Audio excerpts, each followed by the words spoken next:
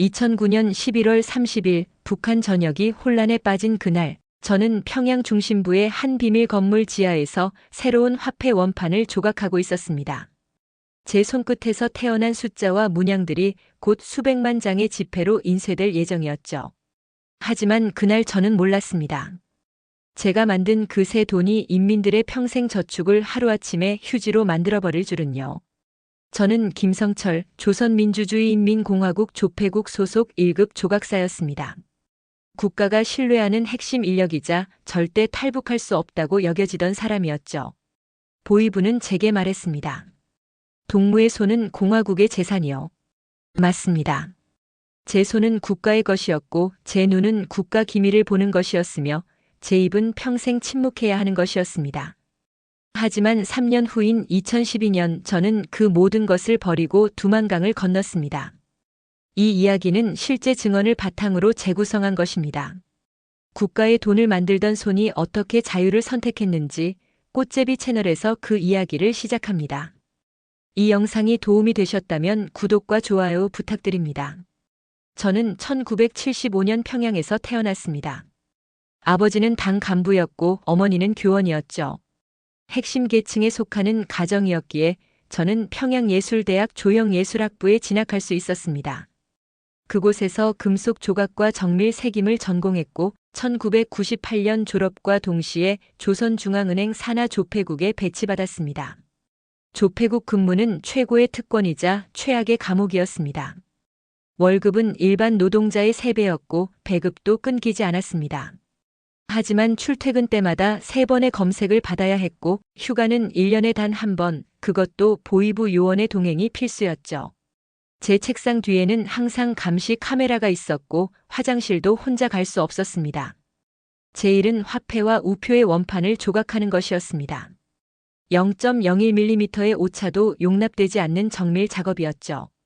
확대경 아래에서 하루 12시간씩 조각칼을 들고 있으면 손이 저려왔지만 그 고통보다 무서운 것은 실수였습니다. 단 한 번의 실수로 반영 명분자가 될 수 있었으니까요. 생활총화 시간마다 우리는 서로를 감시하고 비판했습니다. 김동무의 집중력이 흐려졌다는 말 한마디면 정치범 수용 소행이었습니다. 2005년 저는 결혼했습니다. 상대는 조폐국 인쇄부에서 일하는 박미향 동무였습니다. 우리 부부는 둘 다 국가 기밀을 다루는 사람이었기에 집에서도 절대 일 이야기를 할 수 없었습니다. 아파트에도 도청 장치가 있다는 걸 알고 있었으니까요. 각성은 2009년 11월에 찾아왔습니다. 갑작스럽게 화폐 개혁 명령이 떨어졌죠. 기존 100원을 새 1원으로 교환한다는 것이었습니다. 저는 밤낮 없이 새 화폐 원판을 조각해야 했습니다. 손가락에서 피가 났지만 멈출 수 없었습니다. 개혁 발표 후 며칠간 저는 조폐국 창밖으로 평양 거리를 내려다봤습니다. 사람들이 은행 앞에서 울부짖고 있었습니다. 평생 모은 돈이 하루아침에 휴지가 되었으니까요. 한 노인이 쓰러지는 것을 봤습니다. 한 여자가 돈다발을 길바닥에 던지며 비명을 지르는 것을 봤습니다. 그날 밤 저는 제 손을 한참 동안 바라봤습니다. 이 손이 만든 숫자들이 누군가의 인생을 파괴했다는 생각이 들었습니다. 저는 국가를 위해 일한다고 믿었지만 사실은 인민을 속이는 도구였던 겁니다. 더 충격적이었던 것은 조폐국 내부의 반응이었습니다. 간부들은 웃으며 말했습니다. 이번 개혁으로 시장 상인들을 확실히 제압했소. 그들은 인민의 고통을 전략적 성공으로 여겼습니다. 저는 그때 깨달았습니다. 제가 만드는 돈은 가치가 없다는 것을, 이 체제는 인민을 위한 것이 아니라는 것을 말이죠. 그날 밤 아내와 나란히 누워서도 아무 말도 할 수 없었습니다. 하지만 아내도 알고 있었을 겁니다. 우리가 만드는 것의 진짜 의미를요. 2010년부터 저는 조심스럽게 움직이기 시작했습니다. 먼저 중국 돈을 구했습니다. 조폐국 직원들은 외화를 볼 기회가 많았기에 몇 개월에 걸쳐 천천히 모았죠. 100위안, 200위안 조금씩 숨겼습니다. 하지만 탈북을 결심했다고 아내에게 말할 수 없었습니다. 만약 그녀가 보위부에 신고하면 저는 즉시 처형될 테니까요. 부부라도 완전히 믿을 수 없는 것이 이 나라의 현실이었습니다. 2011년 어느 날 저는 같은 부서 최 동무가 이상하다는 것을 눈치챘습니다. 그는 조각을 하다가 자주 멍하니 창밖을 바라봤고 생활 총화 시간에 지나치게 적극적으로 다른 사람을 비판했습니다. 저는 직감했습니다. 그도 떠날 생각을 하고 있거나 아니면 보이부 밀정이거나 둘 중 하나라고요. 어느 날 퇴근 후 최동무가 제게 속삭였습니다. 김동무, 우리 이대로 평생 이렇게 살 수는 없지 않소? 저는 온몸에 식은땀이 흘렀습니다. 이것이 시험일까요? 아니면 진짜 동지를 찾는 것일까요? 저는 최대한 중립적으로 대답했습니다. 무슨 소리요?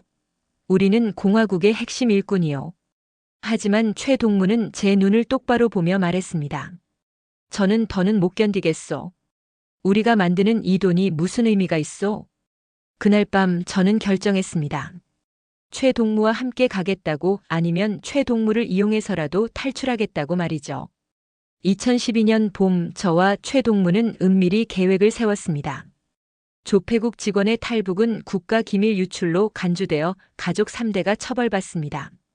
저는 아내에게조차 말하지 못했고 최동무도 마찬가지였습니다. 우리는 5월 초를 목표로 잡았습니다. 계절적으로 두만강 수위가 낮고 국경 경비가 농번기로 인해 다소 느슨해지는 시기였죠. 또한 조폐국의 새로운 500원권 제작 지시가 내려와 야근이 잦아져서 피곤함을 핑계로 의심을 피할 수 있었습니다. 제일 어려운 것은 조폐국을 벗어나는 것이었습니다. 우리는 직장을 통해 함경북도 무산 지역의 원자재 공급처 실사를 자원했습니다. 조각사가 금속 재료의 품질을 직접 확인한다는 명분이었죠. 놀랍게도 허가가 났습니다. 출장 일주일 전 저는 처음이자 마지막으로 아내의 손을 꼭 잡았습니다. 미향아, 나는 당신을 사랑했소. 아내는 이상한 눈빛으로 저를 바라봤지만 아무 말도 하지 않았습니다. 어쩌면 알고 있었을지도 모릅니다. 이것이 이별이라는 것을요. 5월 7일 새벽 저와 최동무는 평양을 출발했습니다. 가방 속에는 중국 돈 500위안과 작은 조각칼 하나뿐이었습니다. 제 평생의 기술이 담긴 그 칼을 버릴 수 없었습니다. 5월 10일 밤 11시 저희는 무산 근처 국경 마을에 도착했습니다. 브로커를 만나기로 한 것은 자정이었습니다. 하지만 약속 장소에 도착했을 때 거기에는 브로커 대신 국경경비대가 있었습니다. 동무들 어디 가시오? 경비대원의 목소리가 어둠을 찢었습니다. 저는 다리에 힘이 풀렸습니다. 끝났다고 생각했죠. 하지만 최동무가 침착하게 대답했습니다. 평양 조폐국에서 원자재 실사 나왔소. 여기 출장 증명서가 있소. 경비대원은 서류를 살폈습니다. 긴장의 시간이었죠. 조폐국? 그래, 조심해서 다녀오시오. 기적적으로 우리는 통과했습니다. 새벽 2시 진짜 브로커를 만났습니다. 그는 우리에게 검은 옷과 고무신을 건네며 말했습니다. 조폐국 놈들이라니 미쳤소. 잡히면 나도 죽소. 하지만 돈을 받자 태도가 바뀌었죠. 두만강은 생각보다 얕았지만 물살이 거셌습니다. 5월인데도 물이 얼음처럼 차가웠죠. 강 중간쯤 왔을 때 최동무가 발을 헛디뎠습니다. 그는 물에 휩쓸려 내려가기 시작했고 저는 본능적으로 그의 손을 잡았습니다. 놔, 김동무. 같이 죽을 셈이요? 최동무가 소리쳤지만 저는 놓지 않았습니다. 평생 정밀한 조각을 했던 제 손의 힘으로 그를 끌어올렸습니다.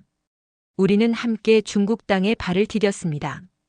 중국 땅에 쓰러진 순간 저는 처음으로 울었습니다. 평생 참았던 눈물이 터져나왔죠. 최동무도 울고 있었습니다.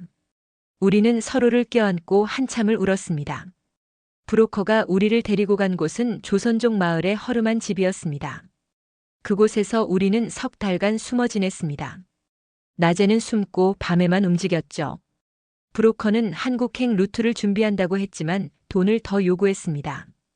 결국 우리는 중국에서 1년 넘게 불법 체류자로 살았습니다. 공장에서 일하며 돈을 모았고 2013년 가을에야 라오스를 거쳐 태국으로 갈 수 있었습니다. 방콕의 한국 대사관 앞에 섰을 때 저는 무릎을 꿇었습니다. 저는 북한 조폐국 조각사 김성철입니다. 대한민국으로 가고 싶습니다. 경비원은 놀란 표정으로 저를 바라봤습니다. 한국행 비행기 안에서 저는 창밖을 바라봤습니다. 구름 위를 날고 있었죠. 제가 만들었던 북한 돈에는 비행기 그림이 있었습니다. 하지만 저는 평생 비행기를 타본 적이 없었습니다. 그날 저는 처음으로 하늘을 날았습니다. 자유를 향해서요. 2014년 1월 저는 대한민국 국민이 되었습니다. 하나원에서 교육을 받으며 저는 놀라움의 연속이었습니다. 사람들이 자유롭게 정부를 비판하고 돈을 마음대로 쓰고 원하는 곳으로 여행을 갑니다. 제가 만들었던 북한 돈은 여기서 아무 가치가 없었지만 그것이 오히려 해방감을 주었습니다. 현재 저는 경기도의 한 조각 공방을 운영하고 있습니다. 이제는 국가의 비밀이 아닌 사람들이 좋아하는 예술품을 만듭니다. 결혼반지, 트로피, 기념메달 같은 것들이죠. 제 손은 더 이상 국가의 것이 아니라 제 것입니다. 최동무는 서울에서 작은 식당을 운영합니다. 우리는 한 달에 한 번씩 만나 소주를 마십니다. 두만강을 건너던 그날 밤 이야기를 하곤 하죠. 우리가 살아남았소. 네, 우리는 살아남았습니다. 북한에 두고 온 아내 미향은 어떻게 되었을까요? 저는 모릅니다. 제 탈북으로 그녀가 고통받았을 것이 분명합니다. 미안함과 죄책감은 평생 제 가슴에 남을 것입니다. 하지만 저는 살아야 했습니다. 진실을 말하기 위해서라도요. 탈북은 끝이 아니라 시작입니다. 진짜 인생은 자유를 선택한 그날부터 시작되는 것이니까요. 국가의 돈을 만들던 손이 이제는 자신의 미래를 만듭니다. 구독과 좋아요는 꽃제비 채널이 더 많은 이야기를 전하는 큰 힘이 됩니다.